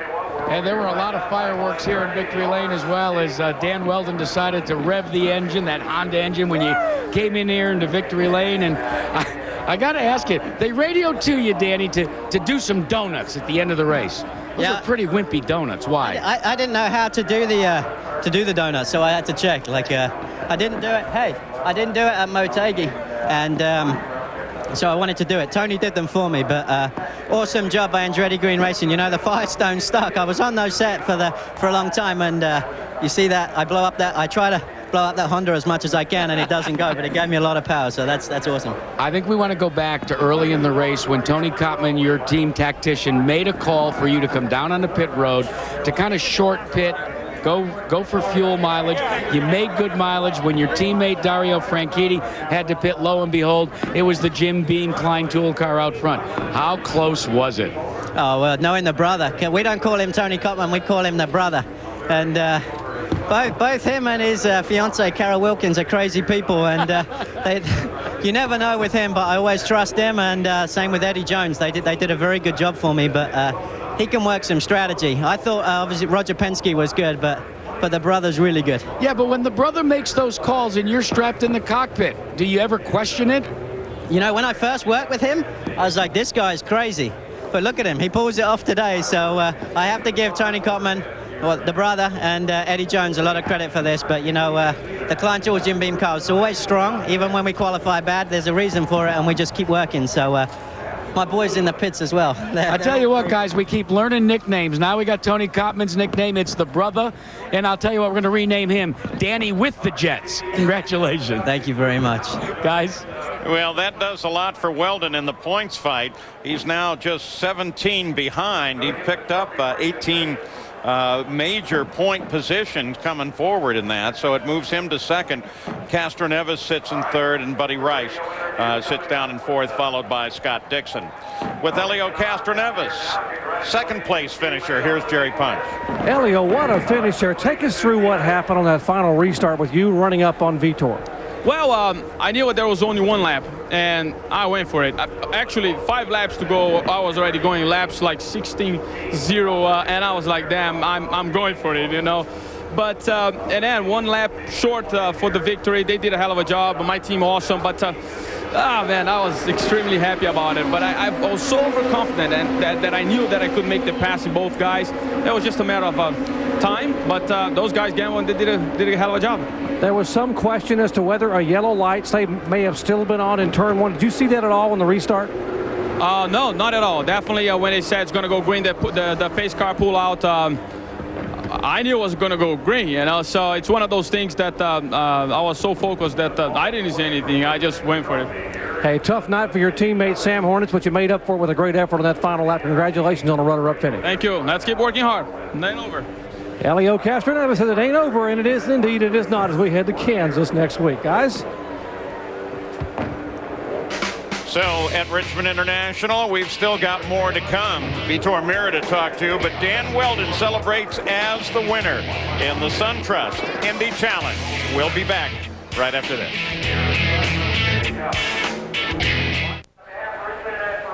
And back at Richmond International Raceway, Vitor Meira equals its career best finish of third, which you had on the finale at Texas back in 2002. And Vitor, great night for you and Team Centrex. Now take us through this restart. The white flag waves and the green, and then what happened?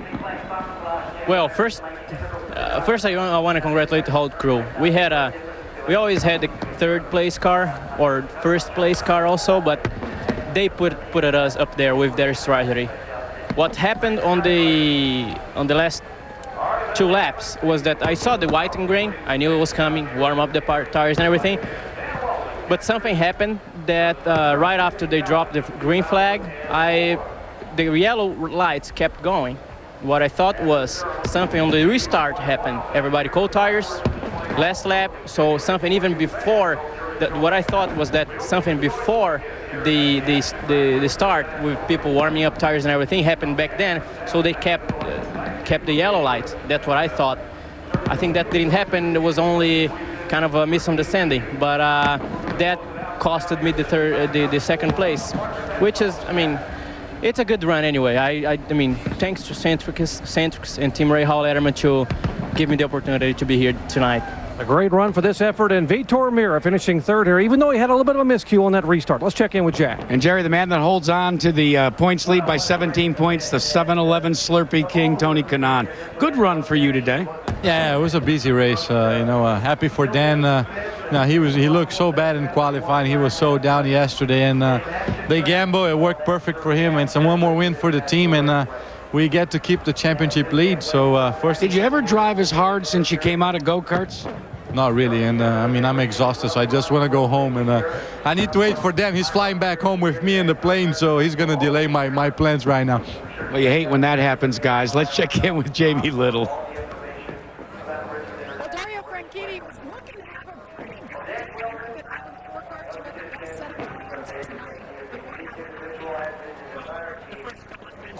Traffic a little bit. Like Kyle Moyer's strategy got me out front, and we managed to take off and put some distance between us and the guys behind. We came in the pits. The yellow came out right at the right time for us. We came in the pits, went back out, and we're pretty happy. Everything was going well. I think we're fourth or fifth, and Buddy, I was right on Buddy's gearbox and went in behind him into turn one, and Mark Taylor went on the high line, let Buddy through, and came right down in front across me and took my nose off. So yeah, again, he takes, he crashes out of a race and takes me out. So it's further proof that he probably shouldn't be there. Tough break for Dario Franchitti once again, guys.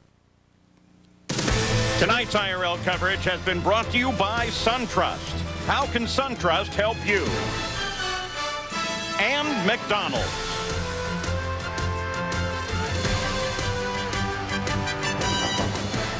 Well, I'm with a very frustrated Ed Carpenter once again. Didn't get the finish that you wanted, obviously. Things were looking good. You guys were on the lead lap, but then what happened out there? Oh, we just can't buy a break. I mean, I'm so proud of my team. We're doing everything right and just can't finish races. All we want to do is finish races, and something always happens. But today, I mean, we were running on the lead lap, 8th place. I mean, sitting good for a top 10, and I think Dixon was inside of me, and we were both lapping Greg Ray, and he's 5 or 6 laps down and decides to try to race us 3 wide into the corner. It's just, we're at Richmond. I mean, he's driven this way since IRL started, and he continues to do it. I mean, he's a nice guy. He just drives really stupid in a race car. Well, we'll see you next weekend. Let him cool down, guys. Well, so at least we got a little controversy going here. Dario Franchitti not happy with Mark Taylor, and now you hear that Ed Carpenter is not happy with Greg Ray. So we'll take a look at the unofficial order of finish, though likely this will become the official order of finish pretty quickly here. And Dan Weldon has notched his second victory. Well, pretty impressive run, and everybody always knows that this is going to be really what they call the bump and grind racetrack, but I'm looking forward to next week now, because we go back to a super speedway, and I got to think that a lot of these guys are going to turn around and want to be a little bit of revengeful. Don't you like to see that, though, when they show some of the emotion that they put into these runs here, and how hard, especially here, they work. Well, next week, join us for the Argent Mortgage Indy 300 Kansas Speedway. That's on Sunday, July 4th. The coverage will come on ABC Sports at 12:30 Eastern Time. Coming up next, of course, is NHRA Powerade Drag Racing. So an interesting night. A lot of rubbing, a lot of fighting, and Dan Weldon comes home with a nice tactical move as the winner of the race. This has been a presentation of ESPN, the worldwide leader in sports. For more, log on to ESPN.com and join us next week.